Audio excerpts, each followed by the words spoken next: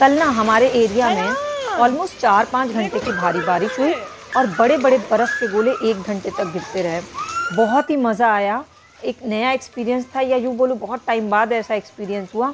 पर बारिश इतनी तेज़ हो रही थी कि बर्फ़ उठाते ही नहीं बन रहा था, क्योंकि भीग जाते और चोट भी लगती, इतने बड़े बड़े साइज़ के बर्फ़ गिर रहे थे। हेलो नमस्ते, मैं करची से कलम तक फैमिली, मैं हूँ रचना। और आज की ब्लॉग में सबसे पहले सुबह की शुरुआत एक योगा टिप के साथ। जिन लोगों को लगता है कि थाइज़ में फ़ैट ज़्यादा हो गया है, उनको ये वाला योगा ज़रूर करना चाहिए। इस तरह से अपने दोनों पैरों के एड़ियों को मिला लीजिए और बटरफ्लाई की तरह अपने पैरों को हिलाइए। इस योगा से थाइज़ का फ़ैट ख़त्म हो जाता है। मेरे तो थाइज़ में फ़ैट नहीं है, तो फिर मैं इसे क्यों करती हूँ? मैं इससे करती हूँ क्योंकि इससे मसल्स मजबूत होते हैं, मसल्स में अकड़ नहीं आती है, एक्यूप्रेशर पॉइंट सारे एक्टिव रहते हैं और हमारा शरीर एक फुल्ली स्ट्रेच हो जाता है, कमर के नीचे का पूरा पोर्शन। इसलिए मेरी आदत इसे रेगुलर बेसिस पे करने की है। मेरे ख्याल से आपको भी ये ज़रूर करना चाहिए। घर के सारे काम करनों में इंक्लूड होता है घर की क्लीनिंग, इसके बाद नाश्ता बनाना। तो नाश्ते में आज मैंने बनाया बैगन आलू टमाटर की सब्ज़ी, जिसमें ढेर सारी लहसुन की कलियां कूट के पड़ती हैं। सरसों के तेल में मेथी का तड़का देना है, ढेर सारा लहसुन की कलियां और 2-3 टमाटर काट के डालना है। सिर्फ हल्दी मिर्चा नमक और बैगन और आलू डाल दीजिए। ये सब्ज़ी थोड़ी थोड़ी सी गीली बनती है और इसके साथ पराठे बड़े अच्छे लगते हैं। मेरे घर में सबको ये सब्ज़ी बहुत पसंद है। मुझे याद है बचपन में ये सब्ज़ी संडे को बनती थी, मम्मी संडे को बनाती थी, जब हम लोग चंद्रकांता देखते थे और रंगोली ख़त्म होता था और चंद्रकांता शुरू होता था, उसके बीच में ये बन के तैयार हो जाता था, पराठा और सब्ज़ी। इसलिए ये बैगन वाली सब्ज़ी से मेरी अलग ही मेमोरीज़ जुड़ी हुई है। और इत्तेफाक से मेरे हाथ की बनी ये बैगन आलू टमाटर की सब्ज़ी मेरे घर में सबको बहुत पसंद आती है। कहते हैं ना, जितने सिंपल तरीके से चीज़ों को बनाओ वो उतना ही ज़्यादा टेस्टी बनता है। और इसके साथ पराठे खाना तो एकदम कंपलसरी है। लेकिन अपनी प्लेट में, सुबह की प्लेट में, अपनी फैमिली मेम्बर्स की प्लेट में आप 2 कलियां कच्चे लहसुन के और छोटा टुकड़ा गुड़ का ज़रूर दिया करिए। जिन लोगों को कच्चा लहसुन सीधे नहीं खा सकते, वो गुड़ के सपोर्ट के साथ खा सकते हैं। लहसुन खाना बहुत ज़रूरी होता है। ये क्लॉटेज नहीं होने देता है, कोलेस्ट्रॉल को कंट्रोल रखता है, ब्लड प्रेशर को कंट्रोल रखता है। इसलिए हमारे घर में मेरी आदत है सबको ये देने की। वैसे मैं सुबह सुबह सबको जहर भी पिलाती हूँ। अभी कुछ दिन से ब्रेक हुआ है, उस जहर की रेसिपी मैंने ऑलरेडी शेयर की हुई है, शायद आपको याद होगा, जिसमें नीम, तुलसी, एलोवेरा, गिलोय, सहजन के पत्ते होते हैं, करी पत्ते होते हैं, सारे पत्तों का जूस निकाल करके सबको आधा आधा कप देती हूँ।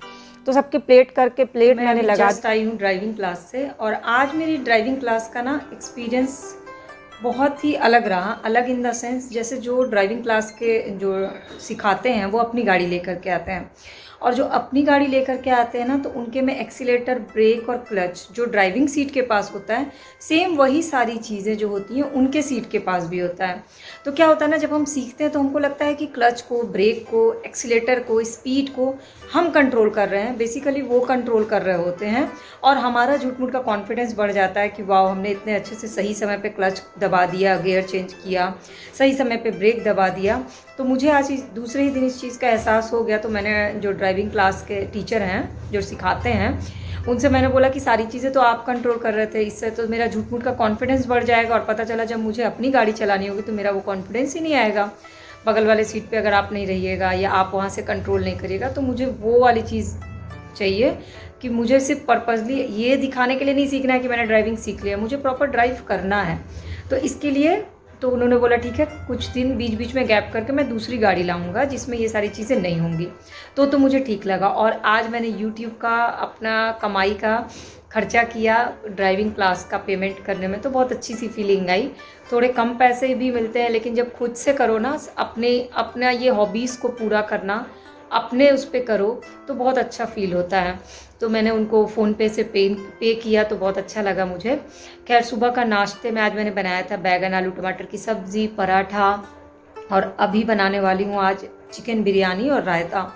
बहुत टाइम बाद यहाँ पे वापस आई हूँ, तो सोचा जब तक मैं यहाँ हूँ 1 महीने की गर्मी की छुट्टी में, तब तक अपने हस्बैंड को जो वो चीज़ें उनको पसंद है उनको बना के खिला दूँ, क्योंकि फिर चली जाऊँगी तो फिर खाने पीने की वही दिक्कत हो जाती है। और इसी बहाने मेरा कुकिंग एक्सपेरिमेंट जो है ना, वो करने का मुझे नया नया मौका मिल जाता है। तो अब बस जा रही हूँ किचन में। उससे पहले आज बच्चों का बुधवार है, तो बच्चों के लिए एक क्लास लेनी है। और बहुत दिन से कुछ लोगों के मैसेज आ रहे थे, टॉपिक्स आया है मेरे पास किस टॉपिक को पढ़ाना है, तो आज मैं वही टॉपिक पढ़ाने वाली हूँ, लिविंग और non living thing.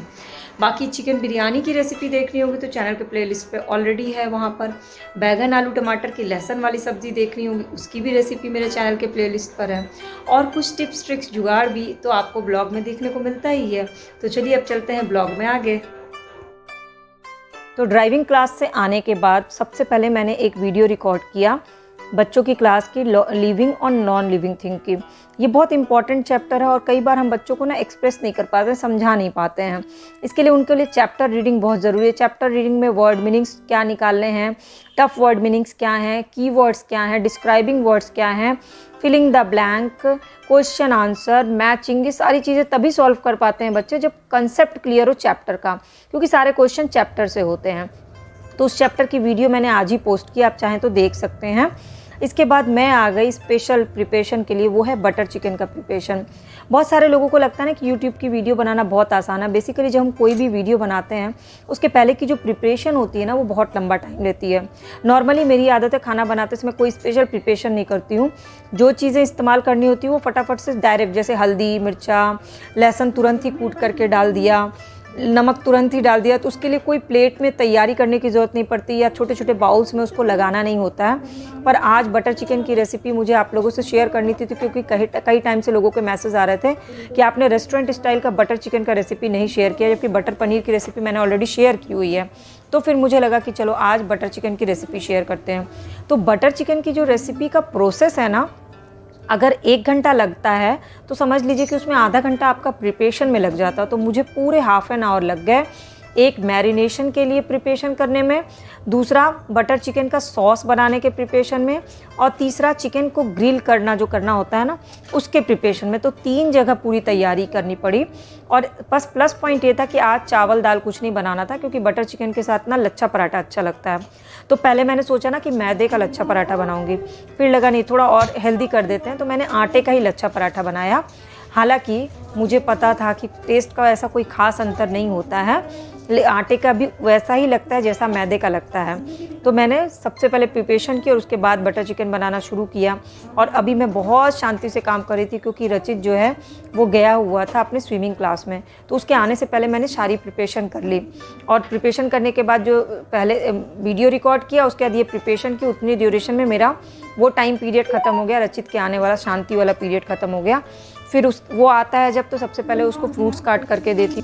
Swimming class में ना एनर्जी बहुत रिलीज़ होती है, तो इंस्टेंट एनर्जी के लिए मीठा और फल बहुत अच्छा काम करता है। तो आते ही सबसे पहले उसको वो देती हूँ और आधे घंटे के लिए उसे इंग्लिश स्पीकिंग की क्लास की वीडियो लगा करके दे देती हूँ, ताकि स्पीकिंग की प्रैक्टिस हो जाए और उसका एंटरटेनमेंट भी हो जाए, उसे एक अच्छा ब्रेक भी मिल जाए। तो बस वो आया और वो टीवी देखने बैठ गया, मेरी प्रिपरेशन भी हो गई। और उसके बाद मैंने बनाया बटर चिकन। बटर चिकन बनाने के दौरान मैंने उसको बगल में ही डाइनिंग टेबल पे बैठा करके कुछ चीज़ें नोट डाउन करवाई। क्या हुआ है कि इसके स्कूल की बहुत सारी चीज़ें छूट गई हैं, तो राइटिंग वर्क का प्रोसेस है ना वो स्लो मोशन में चलता है, और एक ही दिन में हम बच्चों पे बहुत ज़्यादा लोड नहीं डाल सकते, वो भी जब वैकेशन चल रही हूँ। इससे क्या होता है, बच्चों का पढ़ाई से मन उठने लगता है। तो मेरी कोशिश यही होती है कि थोड़े थोड़े इंस्टॉलमेंट में उससे लिखवाने का काम करूँ। तो बस वही वो छोटी छोटी चीज़ें लिख रहा था, और इस समय मैंने उसको छोटी छोटी चीज़ें नोट डाउन करने के लिए दी हैं। हार्ड वर्ड मीनिंग्स वो लिख रहा है बैठ करके।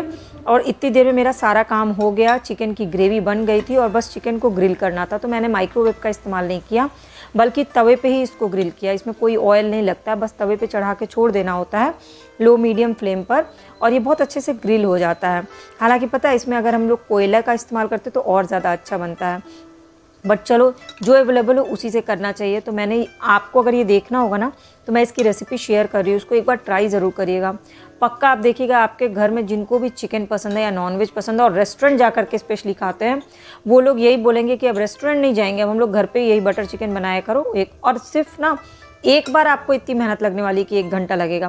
जब आप सेकंड टाइम बनाइएगा तो आप एकदम यूज टू हो जाइएगा, आपको लगेगा कि सारी चीज़ें आपको याद हैं, फटाफट से बन जाएंगी। तो बहुत आसान है, कोई मुश्किल काम नहीं है। इंग्रेडिएंट्स वही हैं जो आपके किचन में अवेलेबल हैं, बस तरीका थोड़ा सा अलग हो जाता है और इस पे नाम लग जाता है रेस्टोरेंट स्टाइल का बटर चिकन। ऐसा कुछ भी नहीं है जो आप नहीं बना सकते हैं। आप सब चीज़ें कोशिश करिए, आपसे सब चीज़ें होंगी। कभी भी लाइफ में ना ये इम्पॉसिबल वर्ड नहीं लाना है। तो बटर चिकन बन गया, फिर मैंने लच्छा प्याज काटा और लच्छे पराठे बनाए गर्मा गर्म और बटर चिकन के साथ खाने में सर्व किया। बहुत पसंद आया और मुझे इनाम भी मिल गया। रचित को तो एनीवेज बहुत पसंद आया क्योंकि इसकी ग्रेवी थोड़ी स्वीट सी होती है ना, क्योंकि इसमें पेस्ट पड़ता है। और इसके बाद आधे 1 घंटे का रेस्ट हुआ, रचित टीवी देखा उतनी देर मैंने वीडियो की थोड़ी एडिटिंग का काम किया और फिर मैं उसको ट्यूशन पढ़ाने बैठ गई। 1.5 घंटे ऑलमोस्ट मैं उसको ट्यूशन पढ़ाती हूँ, 3:15 से लेकर के 5 बजे तक।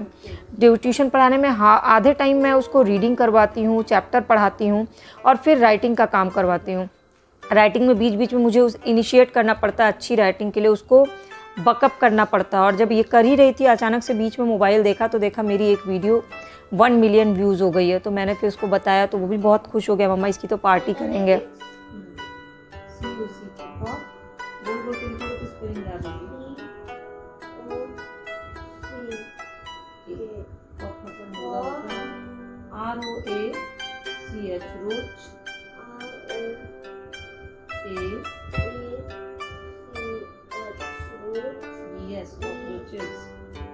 कौन से नंबर से हो? 5th।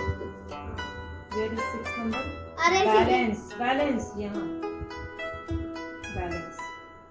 अरे पर पहले यहाँ पे वैसे आप मुझे बताइएगा कि आपको मेरी ब्लॉग में सबसे अच्छा क्या लगता है? क्या मेरी ब्लॉग्स देख करके आप अपने आप से मुझे कनेक्ट कर पाते हैं? मतलब हमारी और आपकी ज़िंदगी एक ही जैसी है, सुबह से लेकर रात तक वही लाइफ स्टाइल है, वही सारी चीज़ें सारी लेडीज़ करते हैं, वही सारी चीज़ें सबकी फैमिलीज़ में होता है। बच्चों की ज़िम्मेदारी वैसी ही होती है, बच्चों की ज़िम्मेदारी का बोझ ज़्यादा लेडीज़ पे होता है, ये सबके जगह कॉमन है।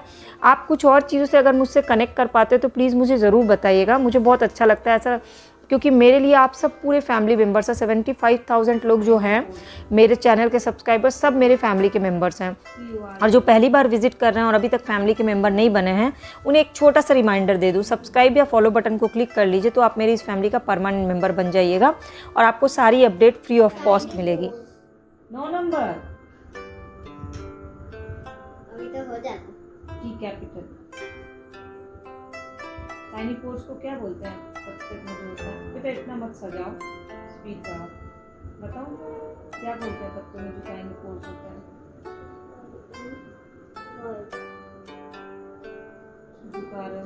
तो रचित को ट्यूशन पढ़ा दिया, खाना पीना हो गया, इवनिंग का मेरा हर्बल कॉफ़ी हो गया। और अब ये जो 5 से 6 का टाइम होता है ना, जब वो बैडमिंटन क्लास चला जाता है, तो मेरा काम होता है अपनी वीडियो की एडिटिंग करना, आप लोगों के लिए पोस्ट करना, शॉर्ट्स जो बनाती हूँ उन शॉर्ट्स को एडिट करके पोस्ट करना, फिर टैगिंग, डिस्क्रिप्शन, शेयरिंग सब। और आज मेरे लिए बहुत ही खास दिन ये हो गया कि आज मेरी एक और वीडियो जो है वो 1 मिलियन व्यूज़ को क्रॉस कर गई है। तो इसका सेलिब्रेशन की ब्लॉग जो है वो कल मैं आपसे शेयर करूँगी, अपनी फीलिंग्स, अपनी बातें, सब चीज़ें कल शेयर करूँगी। अभी जस्ट ही अभी देखा है मैंने कि 1 मिलियन व्यू एक और वीडियो पे आ गया है। तो आप सबका बहुत ही दिल से थैंक यू, और स्पेशल थैंक यू कल की ब्लॉग में आएगा। तो आज की ब्लॉग में बस इतना ही। आपको आज की ब्लॉग में सबसे अच्छा क्या लगा ज़रूर बताइएगा, और मेरी रेसिपीज़, मेरी ट्यूशन ट्रिक्स एंड टिप्स और बाकी चीज़ें कैसी लगती हैं वो भी ज़रूर बताइएगा।